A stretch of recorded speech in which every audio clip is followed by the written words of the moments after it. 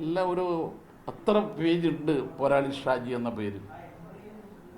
പോരാളി ഷാജി ഒഫീഷ്യൽ, പോരാളി ഷാജി എന്ന് മാത്രം പറഞ്ഞുകൊണ്ട് എത്ര എണ്ണം, 10 100 എത്ര എണ്ണം? ഇതെല്ലാം കേൾക്കുന്ന പോരാളി ഷാജിയുടെ അഡ്മിൻ ഇടതുപക്ഷ ആശയം നാട്ടിൽ പ്രചരിപ്പിക്കണമെന്ന് ആഗ്രഹിക്കുന്ന അഡ്മിനാണെങ്കിൽ പുറത്തു വരണം. ഞാനാണ് അഡ്മിൻ എന്ന് ധൈര്യത്തോടെ പറയണം. ഞാൻ കൈകാര്യം ചെയ്യുന്ന പ്രൊഫൈലിൽ ഒരിക്കലും ഇടതുപക്ഷ വിരുദ്ധ വാർത്തകൾ വന്നിട്ടില്ല എങ്കിൽ അത് പറയണം. ആരാണ് പോരാളി ഷാജി? ഇത് സമൂഹത്തിന് അറിയണ്ടേ? ഇപ്പം എം വി ജയരാജൻ്റെ ഫേസ്ബുക്ക് പേജ് അറിയും, എം വി ജയരാജൻ്റെതാണെന്ന് അറിയും. അത് പബ്ലിക് പ്രൊഫൈലിലും ഉണ്ട്, ക്ലോസ്ഡ് ഗ്രൂപ്പുകളിൽ മാത്രമല്ല. അപ്പോൾ പോരാളി ഷാജി എന്ന് പറഞ്ഞുകൊണ്ട് നിരവധി വാട്സപ്പ് ഗ്രൂപ്പുകളാണ്. സ്വാഭാവികമായും അത് ക്ലോസ്ഡ് സർക്യൂട്ട് രീതിയിലാണ് അതിൻ്റെ പോസ്റ്റുകളെല്ലാം വരുന്നത്. അപ്പോൾ അതിലുള്ളത് എടുത്തു കൊടുക്കാൻ കഴിയണമെങ്കിൽ അതിലുള്ള ആരെങ്കിലും ഒരാൾ എടുക്കണം, അല്ലെങ്കിൽ കൊടുക്കാൻ കഴിയില്ലല്ലോ പുറത്ത്. അപ്പോൾ അത് ആരാണ്?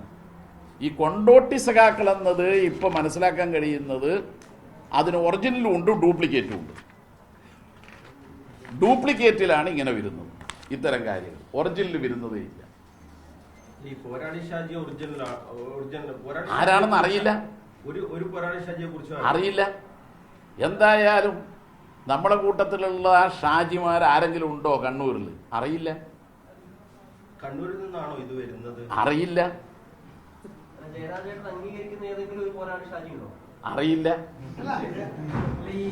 ഞാൻ പറയുന്നത് യഥാർത്ഥത്തിൽ ഇടതുപക്ഷ വാർത്തകൾ മാത്രം കൊടുക്കുന്ന ആണ് പോരാളി ഷാജിയുടെ ഒഫീഷ്യലെങ്കിൽ അത് ആരാണെന്ന് അദ്ദേഹം എന്നെ കേൾക്കുന്നതിലൂടെ പുറത്തു വരും. ഏതൊരു സിനിമയിലൊരു രംഗം ഉണ്ടായി. 8 ലക്ഷത്തിലധികം ഫോളോവേഴ്സ് ആണ് ഈ പോരാളി ഷാജിക്കുള്ളത്. അത് അധികവും ഈ നമ്മുടെ ഇടതുപക്ഷ അനുഭാവികളും ഒക്കെയാണ്. ആ പോരാളി ഷാജിയെയും CPM അറിയില്ല എന്നാണ് പറയുന്നത്. അത് ആരതാന്ന് അറിയില്ല. ഇതെന്തായാലും ഇടതുപക്ഷത്തിന്റെ ഒരു കാഴ്ചപ്പാടുള്ള ആൾ കൊടുക്കുന്നതല്ല. ഏത് നമ്മൾ റഹീമിനോട്, ഈ എരണം കെട്ടവൻ അറിയില്ല. അതുകൊണ്ട് ഒറിജിനലായ ആള് രംഗത്ത് വരണം. ഇതാണ് ഞാൻ പറയുന്നത്.